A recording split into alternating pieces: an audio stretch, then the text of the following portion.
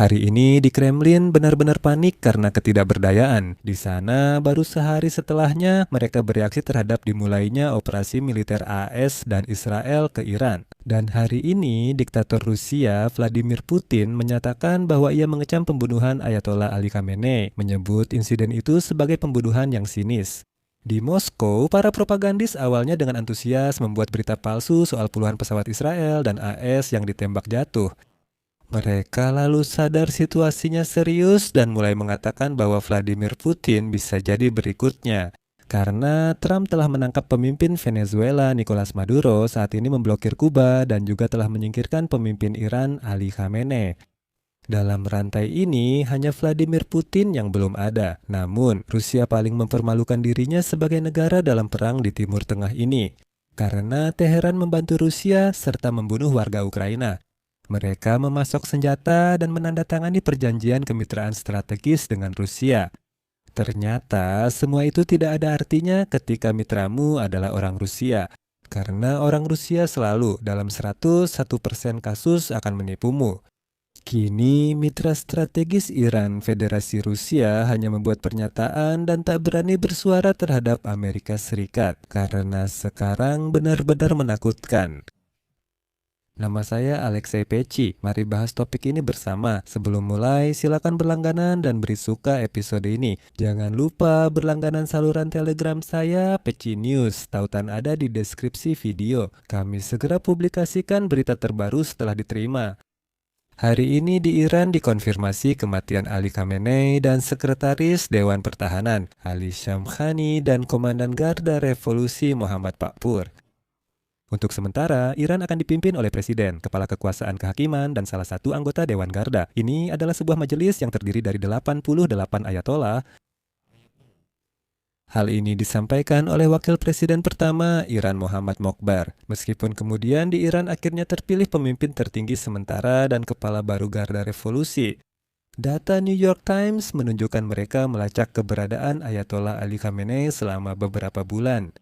Awalnya serangan direncanakan malam hari, namun Amerika Serikat dan Israel mengubahnya ke pagi 28 Februari karena intelijen memberitahu bahwa pada pagi hari itulah Khamenei akan mengadakan rapat di Teheran.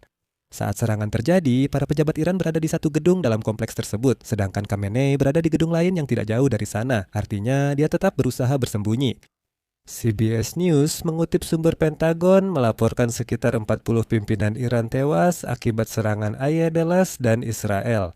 Setelah serangan, volume pengiriman laut melalui Selat Hormuz menurut perkiraan Kepler menurun sebesar 70%. Penutupan selat dapat mendorong harga minyak naik di atas $100 per barel.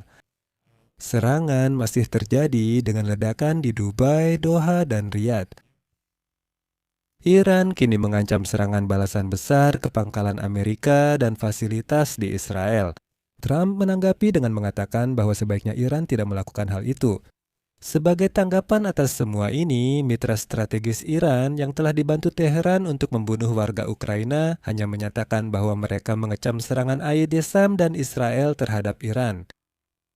Coba dengarkan baik-baik apa yang disampaikan Kementerian Luar Negeri Rusia yang selama 12 tahun telah menjalankan perang berdarah tanpa provokasi atau alasan terhadap Ukraina yang tidak pernah mengancam orang Rusia. Selanjutnya, saya kutip pernyataan resmi Kementerian Luar Negeri Rusia. Tindakan Amerika Serikat dan Israel terhadap Iran merupakan tindakan agresi bersenjata yang telah direncanakan sebelumnya dan tidak terprovokasi terhadap negara yang berdaulat dan independen. Члена ООН. Kementerian Luar Negeri Rusia mengeluhkan operasi terhadap Teheran sudah dimulai. Kutipan, bertentangan dengan sinyal yang telah disampaikan kepada pihak Rusia tentang tidak adanya ketertarikan dari pihak Israel untuk melakukan konfrontasi militer dengan Iran. Intinya, pihak Putin kembali menegaskan mereka merasa dibohongi, ditipu, dan dikhianati, memakai istilah dari Vladimir Putin. Seperti ditekankan oleh Kementerian Luar Negeri Federasi Rusia yang pada Januari 2025 mencapai kesepakatan kemitraan strategis komprehensif dengan Teheran. Serangan seperti yang dilakukan Amerika Serikat dan Israel melanggar prinsip dasar dan norma hukum internasional. Tindakan terhadap Iran tidak bertanggung jawab dan akan menghancurkan perdamaian, stabilitas, dan keamanan Timur Tengah. Washington dan Tel Aviv kembali mengambil langkah berbahaya, petualangan yang dengan cepat membawa kawasan ini pada bencana kemanusiaan, ekonomi, bahkan kemungkinan bencana radiologi. Itu kutipan dari Kementerian Luar Negeri Rusia. Dan seperti yang diyakini oleh lembaga Rusia, para agresor seperti yang mereka nyatakan, yaitu Amerika Serikat dan Israel, berniat untuk, kutipannya, menghancurkan tatanan konstitusional Iran dan menyingkirkan kepemimpinan negara yang tidak mereka sukai, yang menolak untuk tunduk pada diktat kekuatan dan hegemoni.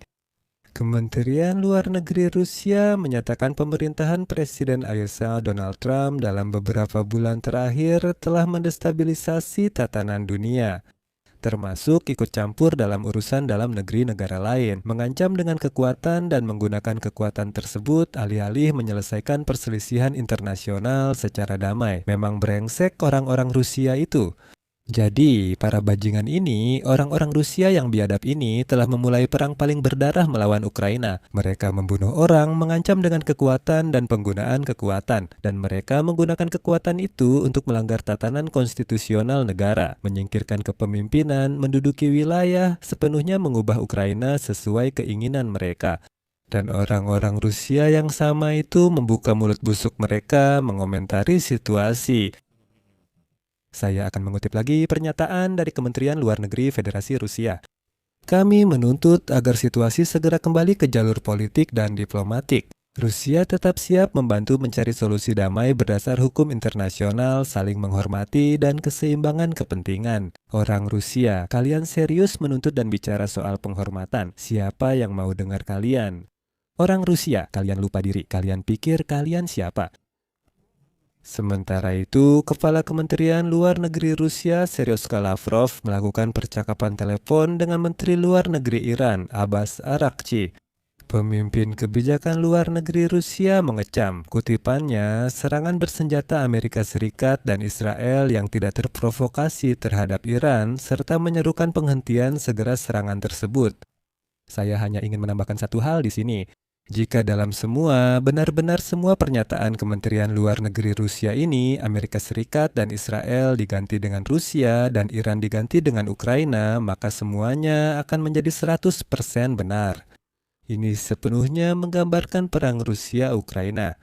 Orang Rusia adalah pembohong sinis yang mengobarkan perang berdarah melawan Ukraina, tapi tetap berkomentar soal pelanggaran hukum internasional di Timur Tengah. Ngomong-ngomong soal sinisme, diktator botak Rusia Volodymyr Putin mengirimkan belasungkawa kepada Presiden Iran Masoud Pezeshkian terkait kematian Ayatollah Ali Khamenei dan anggota keluarganya dengan menyebut kejadian tersebut, kutipannya, sebagai pembunuhan yang sinis. Berikut isi telegram yang dipublikasikan di situs Kremlin. Terimalah belasungkawa yang mendalam atas pembunuhan pemimpin tertinggi Republik Iran, Sayyid Ali Khamenei, dan anggota keluarganya yang dilakukan dengan pelanggaran sinis terhadap semua norma moral manusia dan hukum internasional. Selanjutnya, Putin menyebut Khamenei sebagai tokoh kenegaraan yang luar biasa yang telah memberikan kontribusi besar dalam pengembangan hubungan Rusia-Iran dan meminta agar kata-kata belasungkawa yang tulus disampaikan kepada pemerintah dan rakyat Iran. Saya ingatkan, pada Juni 2025 saat perang 12 hari didukung Amerika Serikat melawan Iran, Putin menyatakan bahkan tidak ingin membahas kemungkinan pembunuhan pemimpin tertinggi Republik Islam. Kutipan. Jika diizinkan, saya harap ini jawaban paling tepat untuk pertanyaan Anda. Saya bahkan tidak ingin membahas kemungkinan seperti itu, ujar Putin saat itu menjawab pertanyaan tentang reaksi Rusia jika Ayatollah dilenyapkan. Dan pemimpin redaksi kantor berita FAA/FP Karim Talbi saat itu mencatat bahwa kemungkinan seperti itu, yaitu likuidasi Khamenei, sudah secara terbuka dibahas Presiden A. Donald Trump dan PM Israel Benjamin Netanyahu. Saat itu, Vladimir Putin kembali dengan percaya diri menyatakan bahwa itu omong kosong dan hal seperti itu tidak akan pernah terjadi, tidak akan pernah ada yang melenyapkan Khamenei. Nah, hari ini seperti yang Anda lihat, Vladimir Putin sudah takut akan keselamatannya sendiri. Saya ingin mengingatkan bahwa selama bertahun-tahun perang skala penuh, Iran membantu Rusia membunuh warga Ukraina dengan mengirim rudal dan drone. Akhirnya pada Januari 2025 Teheran dan Moskow menandatangani perjanjian kemitraan strategis. Saat itu Iran berharap hal itu bisa menyelamatkannya dari perang besar dengan Amerika. Iran membantu Rusia dalam perang Ukraina dan Rusia siap membantu Iran jika berperang melawan Amerika Serikat dan Israel. Namun rezim Iran tampaknya tidak menyadarinya dan mereka paham dengan bangsa yang penuh kebohongan dan liar seperti apa mereka sebenarnya berurusan. Pada April tahun yang sama, Wakil Menteri Luar Negeri Rusia Andrei Rudenko berbicara di Duma Negara Rusia, menjelaskan perjanjian dengan Iran dan menyatakan Rusia tidak berutang apapun kepada Iran. Dia menegaskan perjanjian itu bukan fakta pertahanan bersama, jadi jika PLS menyerang Iran, Rusia tak wajib memberi bantuan militer ke Iran. Pada akhirnya, perjanjian tersebut hanya membahas kerjasama dalam memerangi ancaman bersama dan penolakan untuk mendukung agresor, namun perjanjian itu tidak mencakup pertahanan kolektif. Namun, badut Rusia di Duma Negara menambahkan perjanjian itu bertujuan menstabilkan Timur Tengah. Caranya masih belum jelas. Bagi politisi Iran yang menganggap pendekatan ke Moskow sebagai penggentar, sinyal ini jadi peringatan yang menyadarkan. Karena kemudian Sergei Lavrov menyatakan, kutipannya, negara Rusia selalu mendorong multifaktor sebagai posisi prinsipnya dan karena itu tidak membangun aliansi. Pada Juni 2025, Amerika Serikat dan Israel menyerang fasilitas nuklir Iran selama perang 12 hari antara Israel dan Iran dari 13 hingga 24 Juni dan saat itu Kementerian Luar Negeri Rusia apa yang mereka lakukan? Mereka mengecam. Mereka mengecam keras operasi itu tapi Iran tak mendapat bantuan. Sekarang di Kremlin, Volodka Putin bisa menghentak-hentakkan kakinya dan mengecam perang ayai-nanan melawan Iran, tapi Rusia benar-benar tak bisa berbuat apa-apa dalam situasi ini. Jadi di sini saya akan mengakhiri dengan tanda titik-titik. Pendapat dan kesimpulan Anda silakan tulis di kolom komentar di bawah episode ini. Jangan lupa subscribe channel ini, tekan tombol lonceng dan beri like. Jika episode ini menarik dan bermanfaat bagi Anda, mohon dukung channel ini dengan donasi atau langganan sponsor berbayar melalui tautan dan informasi yang ada di deskripsi video ini atau melalui kode QR di layar Anda. Itu saja, jaga diri Anda baik-baik. Sampai jumpa semuanya.